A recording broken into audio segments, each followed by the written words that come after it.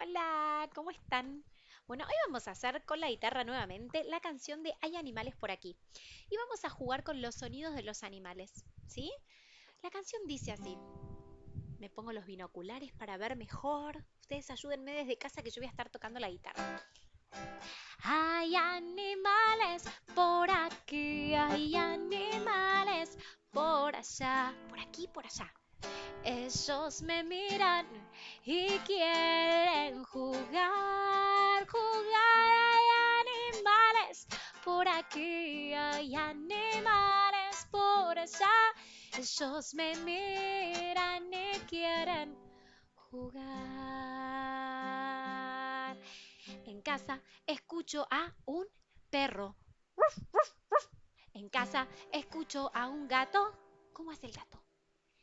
Miau. En casa escucho una gallina. En casa escucho una serpiente. Porque hay animales por aquí, hay animales por allá. Ellos me miran y quieren jugar. Hay animales por aquí, hay animales por allá. Ellos me miran y quieren jugar. A ver qué otro. En casa escucho un oso. En casa escucho un pajarito. Piu, piu, piu, piu, piu.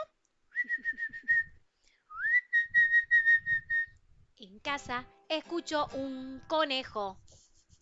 ¿Suena el conejo? ¿Hace sonido o no? En casa escucho una rana. Crack, crack, crack, crack.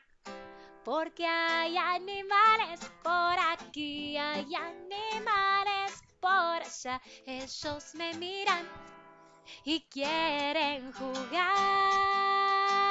Hay animales por aquí, hay animales por allá.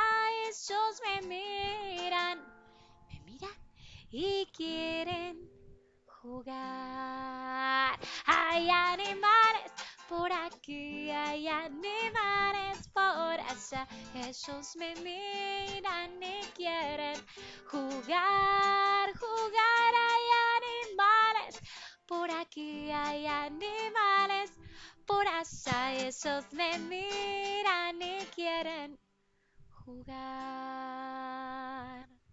A ver, todos los sonidos de animales que encuentran en la casa de ustedes, los vamos a nombrar y los vamos a hacer el sonido. Y si quieren también los pueden dibujar en casa, claro que sí.